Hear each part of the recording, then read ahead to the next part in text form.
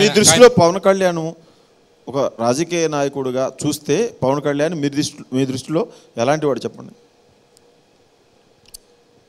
ఎలాంటి వాడంటే దాంట్లో రాజకీయ నాయకుడు ఆయన అంతే. కాకపోతే ఆయనకి చంద్రబాబు అంటే అలవి కానీ పట్టలేనంత ప్రేమ ఉందంతే.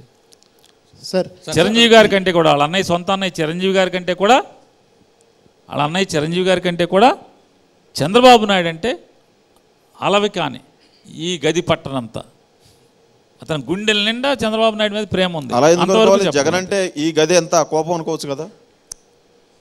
ఎందుకు కోపం ఉంది కారణం చెప్పాలిగా. ఆయన ప్రత్యర్థి కాబట్టి ఎందుకు కోపం అంటే దేనికి కోపం? జగనే ఉన్నా పవన్ కళ్యాణ్ ఏమన్నా చేశాడా?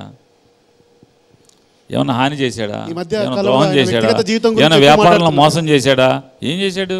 ఏం చేయలేదు కదా. ఈ మధ్య కాలంలో ఆయన వ్యక్తిగత జీవితం గురించి పదే పదే ప్రస్తావిస్తూ పవన్ కళ్యాణ్ రాజకీయ నాయకుడు కన్నా అనేదానికన్నా దినకర్ గారు అరే ఆయన తిడితే ఈయన తిట్టడేంటండి? ఇదేంటండి మీరు భలే ఉన్నారు. నిన్నటి చెప్పే కదా మనం పూలు ఎత్తే పూలు పడతాయి, రాళ్ళు ఎత్తే పూలు పడతాయండి, రాళ్ళు ఎత్తే రాళ్ళు పడతాయి. కన్ను పన్నుకి పన్ను టైపా పాలిటిక్స్ అంటే?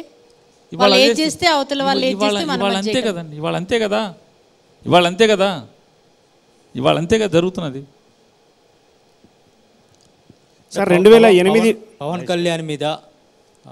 పవన్ కళ్యాణ్కి బాబు గారి మీద ఎందుకు అంత మోజు అని మీరు అనుకుంటున్నారు? నాకేం తెలుసు, మీరు ఆయన అడగాలి కానీ మీరు ఆయన మనం ఒకటే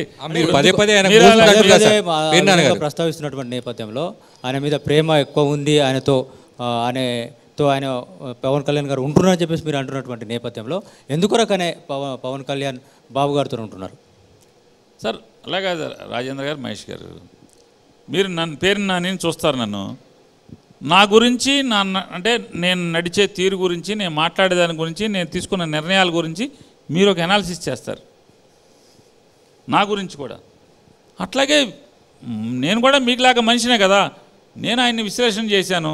ఆయన నడుస్తున్న తీరు, ఆయన ఆలోచించే తీరు, ఆయన తీసుకున్న నిర్ణయాల తీరు, దాని ప్రతిఫలం, దాని అవుట్కమ్ ఎట్లా ఉంటుంది ఏంటి అనే దాని మీద చూసి నేను దాన్ని బట్టి నిర్ణయం చెప్పాను. అంటే నా అనాలిసిస్ అదే అని చెప్పాను. అంతేగాని మీరు ఆయన అడగాలి. ఎందుకు అంటే పవన్ కళ్యాణ్ గారిని అడగాలి మీరు.